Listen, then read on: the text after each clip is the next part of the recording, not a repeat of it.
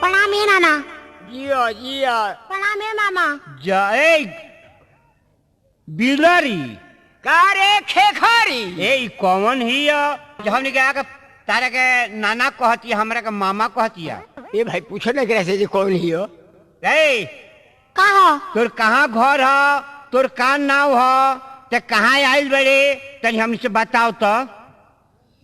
ये मामा हम ये? अपना मौसी से भेंट करे आइल बनी। मौसी से? हाँ हाँ रे ते अपना मौसी से भेंट करे आइल बड़े। हाँ, हाँ। आ ऊ कहेले हमनी का कुले खानदान में केहू नहीं खे। पहले नहीं छे। ये मामा का ह? वो अपना ससुरा चल गईली हाँ तब हमार जन्म भइल। अच्छा ससुरा से नैहर ना गईली तो के लेखन हमरा के देखसु। हाँ ये बात तो जाइए बा। आ तोर नाव का ह? हमार नाम है माधुरी। तोर नाव हो माधुरी। हाँ हाँ अच्छा तो ते अपना मौसी से भेंट करे आइल बड़ी। हाँ। सुन सुना तू जिंदे लसिया फुका तर तोरा मोह माय नहीं खेलागत। का है बहिना तू ही नु कलू हो का हमरा से हंसी करतरू का? देखा हम तरह से हंसी ना कहनी हा, हम तरह सत के सधनी है जे तरह में सत बाकी नहीं खे। ए बहिना अब हमरा सत के साध ललू। अब हमरा सामी के ज्यादा बहिना। सुना बहन घबरा मत, अभी तेरा पति के लाश जिंदा होखे में पनी ऐसी कठिनाइया बड़े। काहे बहिना अब कैसन भारी बात बा? देखा तेरा जाए के पड़े इंटर रोक कतलपुरी में। काहे बहिना ओया हमरा के मत बजे बहिना। ओया हम केले खान जाए बहिना। बड़ी सुना। हमार गजन होई बहिना। सुना बहन तू घबरा मत, तारे के 12 बरस के कन्या कुंवर बना देता नहीं, तहार नाम बदल देता नहीं माधुरी। जहाँ 20 के बहन 30 बियाह। बहन का हो बहिना? तारा ऊपर कौन मुसीबत पड़ल बा जितना रात खान तू रोवत तारू हमरा लगे आके? बोलो साचे बोला।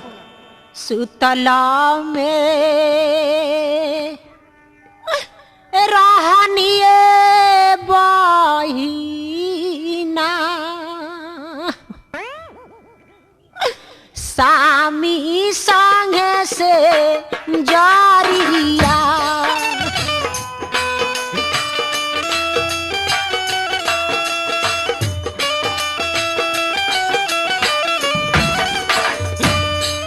हो कौन तया भागिन बहिना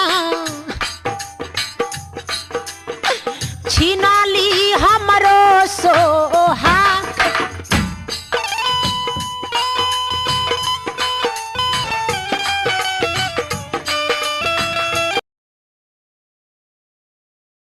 मैग लगाओ भागो यहाँ से। ठीक बा भैया चलो भैया। चलो बहन भागो।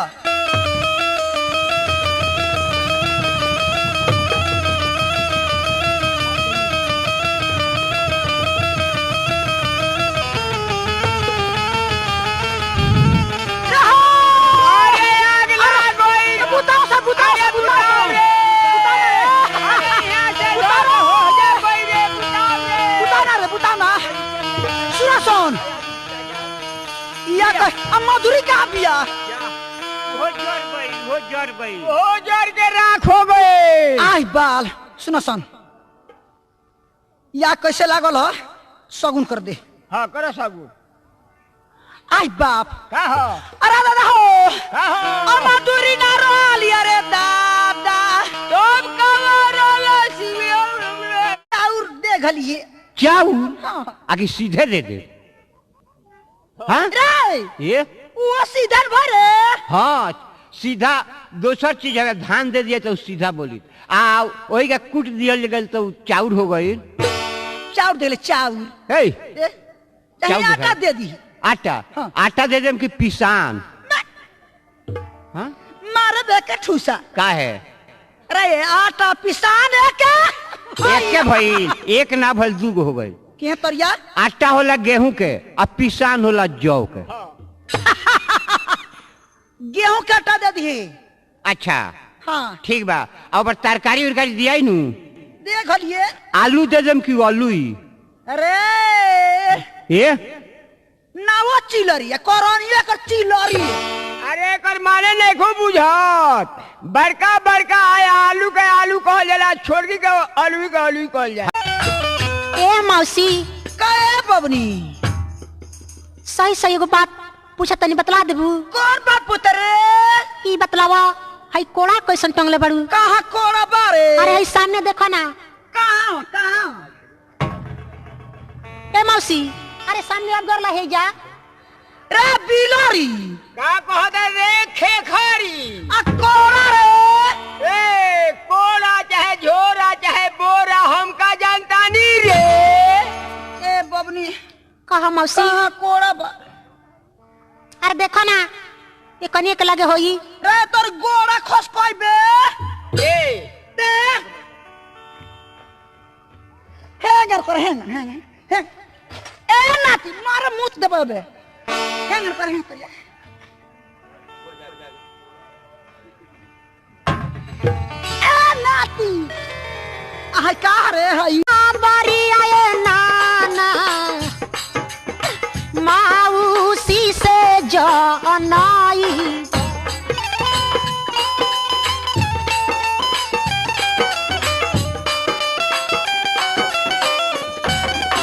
ए मामा कहा रे हम तो सूत के बाँच गई नी ये चिलरी का रे ढिलोही ए सही खानदान के भी ई तो बाँच गए पक्का खानदान घर के ही लड़की ही हो हाँ एगो कार कर ते का? जो जहाँ लुकाई रहे तहाँ लुका जो आ फिर तोरा के हम बोलाए तोर मौसी आई है पूछी ले तो चाल करम तो आई है आई जो। है जो ठीक बा हम जाता नी बाकी जे तेरे हम कहता नहीं वही तेरे रास्ता बदल सदल के वही है जो ही है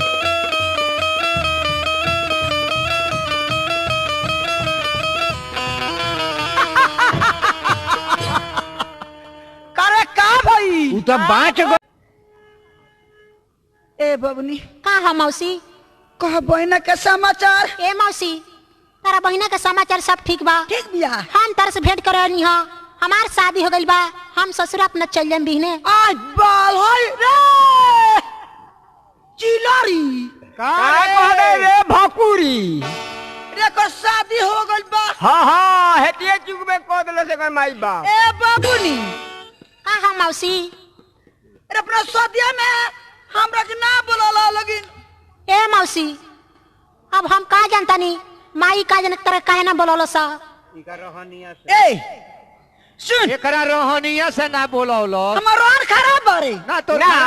रोहन नहीं खे तो रोहन खराब नहीं खे रे हमर रोहन खराब बा रे तो रोहर नहीं खे खराब रोहन हाँ तो रोहन। कौन मुंह लेके जाई होई हाँ। बाप रे यहाँ दे भंटे में के बनावल ना खाए काहे ना हम जन मारा ए हमनी के में का भइल बाटे जे हमनी के बनावल ना खइबू का है काहे ना रे का हो रे ये कनी हाथ के बनावल ऐसे हम ना खाए हां ई साल साल भर पर नहाली सब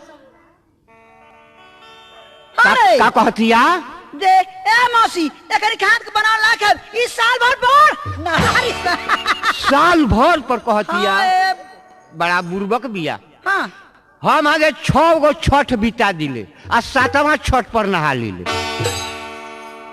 अतरे ते अरे वाह हमरे से पूछे तारू हाँ दे 7 गो जीवतिया नहाइले नु तो 8वां पर जाके हम नहाइले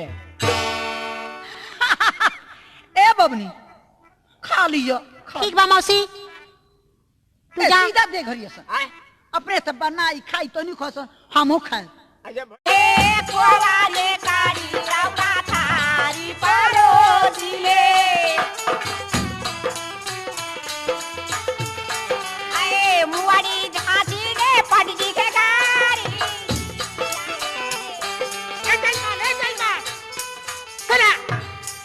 का बाबा का कहता ताले की होई गाड़ी दियल बोल करा दे तो हमहू करिया के शुरू कर देब का है हमहू करिया के शुरू सके सब का करल बड़ी का कहता कि सावन मासे संभि कहे लाइले हाँ। कटहर के अधिकारी जी अच्छा। आ कोवा कार के थारी पुल से अमुअरिया धाती पंडित जी के गाड़ी जी ए बाबा और वो साफ ना सुनाइला सखी अच्छा। लोग बात नहीं कहत अच्छा सखी लोग कहता का कहता लोग? जे सावन मास से समधि काहे न आइले अच्छा। कटहर के अधिकारी जी अच्छा। आ कुआ काढ़ के थारी परोसी मुंगरिया फेंक दी घारी थारी जी घारी जी ओहो अगहन मासे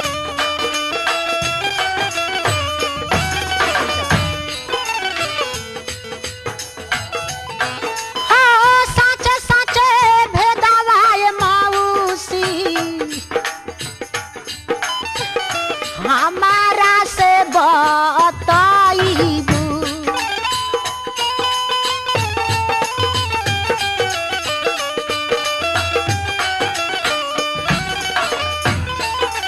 ए मौसी का ए बबनी हई घाड़ा कैसन टंगले बाड़ू कहाँ घाड़ा बारे अरे सामने देखो ना रे चिलोरी ए चिलोरी का हो घाड़ा रे अघाड़ा फूट ना गलई कहिया रे आ छठिया का परनवा हम ना भूख रहनी हाँ वे गईनी घर ली पे फूट गलई खुनावा ये मौसी चुवेला हो धरतिया